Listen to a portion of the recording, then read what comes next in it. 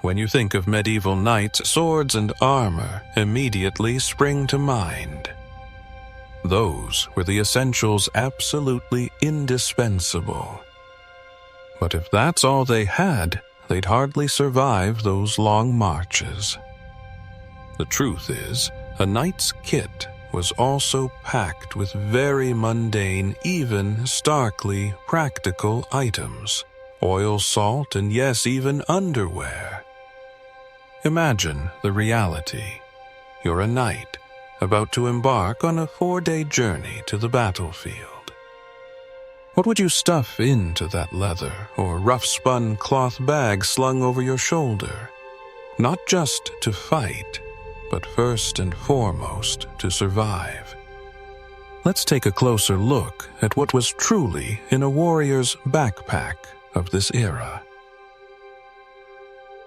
Inside a small castle in northern France in the year 1275, a low-ranking knight is preparing for a march to the city of Rouen. He's not wealthy, but honor is his life. Accompanying him, perhaps, is just one servant to carry the bulk of the necessities. Inside his worn leather bag, each item is checked and arranged. First, food, the fuel for the arduous days on the road. Rock-hard loaves of bread baked dry to prevent mold would be a constant companion. Next, smoked bacon or heavily salted meat for protein. A few pieces of hard cheese, also well salted, to add some fat. And of course, a water skin filled with weak ale or a bit of cider, a safer drink than the river or stream water of that time. Then, the essential survival tools. A small knife useful for cutting food, making repairs, and if needed, as a last-ditch defensive weapon. Flint and tinder, because fire meant warmth, hot water, and could ward off wild animals. A piece of tanned leather or thick oilcloth rolled up ready to provide shelter from rain, to lie on, or even to bandage a wound in an emergency. When it came to personal hygiene, everything was minimalist. A piece of coarse cloth served multiple purposes, wiping sweat, washing his face. A little salt was carried not just for seasoning, but also for scrubbing hands and feet, or diluted for rinsing the mouth and disinfecting minor scratches. Sometimes a few dried herbs with antibacterial properties were carefully wrapped up. And not to be forgotten were leather thongs or fabric scraps.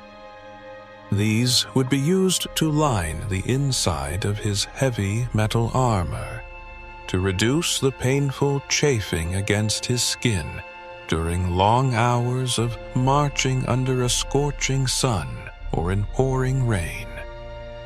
Everything was packed, each item there for a reason.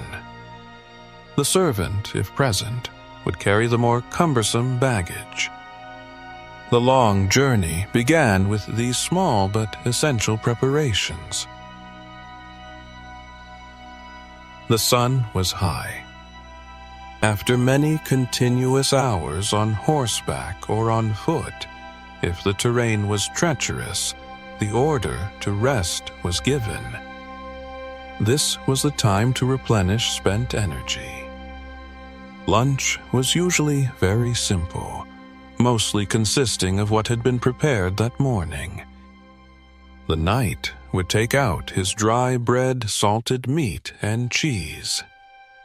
If they were lucky enough to stop near a clean stream, they might dip the bread into the water to soften it. The weak ale or cider from the water skin was also consumed sparingly.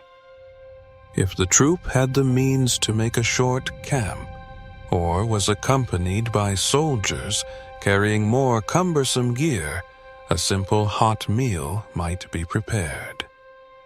A copper mug or a small iron pot would be used to boil some water or heat up cold meat. But for a low-ranking knight, carrying such heavy cooking utensils himself wasn't always feasible. Usually, the servant, if he had one, would handle this. And amidst these starkly practical items, sometimes lay objects of deep personal significance. It wasn't uncommon for a knight to carry a small amulet, believing it would protect him from harm. It could be a family heirloom, a supposed holy relic, like a saint's bone fragment, or a crumpled letter from a loved one back home. Some carefully kept a handwritten prayer scroll, seeking spiritual solace amidst the harsh realities of war. These small items, though not directly helpful in combat, were an invaluable source of spiritual strength. After a brief lunch, the troop would set off again. The afternoon was often when fatigue began to set in, and vigilance had to be heightened more than ever, as the risk of ambush always lurked on deserted roads or through dense forests. Besides the longsword and possibly a lance usually carried when mounted, a knight's gear included important auxiliary weapons. A sturdy dagger tucked into his belt or boot was always ready for unexpected close-quarters combat, or when his main sword couldn't be used. A strong coil of rope was also a versatile tool, useful for tying up prisoners, hauling objects, or even navigating difficult terrain. Iron gauntlets not only protected the hands when wielding weapons, but also helped prevent cuts when grappling with an opponent in chaotic skirmishes. Danger didn't just come from the enemy. Accidents could always happen. A fall from a horse, a stray arrow, or simply a cut while handling daily tasks could lead to serious consequences. Therefore, basic medical knowledge and a few simple first aid items were indispensable. The kit usually contained some clean cloth torn from old clothes or prepared in advance used for bandaging wounds. Tree sap, especially pine resin, was used as a natural antiseptic and to help stop bleeding. Honey, with its antibacterial properties, was sometimes carried to apply to open wounds. And of course, strong alcohol, if available, was not just for drinking, but also an effective disinfectant when cleaning a wound before bandaging. When a comrade was injured, these items could mean the difference between life and death before more professional medical help, which was very rare on the battlefield, could arrive. Dusk fell, signaling the end of a tiring day's march. Finding a safe place to rest for the night was the top priority. Ideally, it would be a friendly village, a monastery, or at least a defensible area. But more often, especially when in enemy territory or a desolate place, the knight's sleep would be right on the ground. If lucky, he might find a relatively flat spot, perhaps laying down his thick cloak to avoid the dampness and cold rising from the earth. A servant, if accompanying him, and equipped for it, might set up a small, simple canvas tent enough to shield his master from rain and dew. But even then, comfort was a luxury. To keep warm at night, especially in the cold climates of northern France, a thick woolen or fur-lined coat was an inseparable item. A sheepskin or a large piece of coarse cloth could be rolled up to serve as a blanket or wrapped around the body. Sleep was often light, always vigilant for strange noises. Even while sleeping, safety was paramount. The small knife, the trusty personal defense item, was often hidden in his clothes or placed right under his makeshift pillow.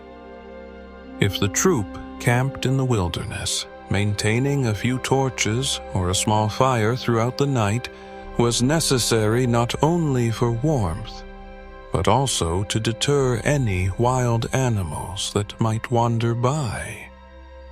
The sleep of a medieval knight was a brief respite, always ready for the challenges of the new day. So there you have it. A knight's gear wasn't just about swords and armor. It was a collection of essential items reflecting a life of hardship, fraught with danger and demanding extraordinary endurance. Try to imagine.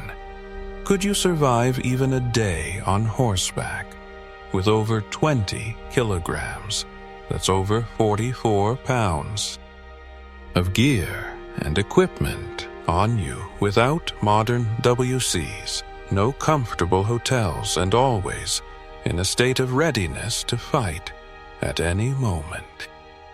We in the 21st century, with our countless modern conveniences, can easily underestimate the living conditions of the past.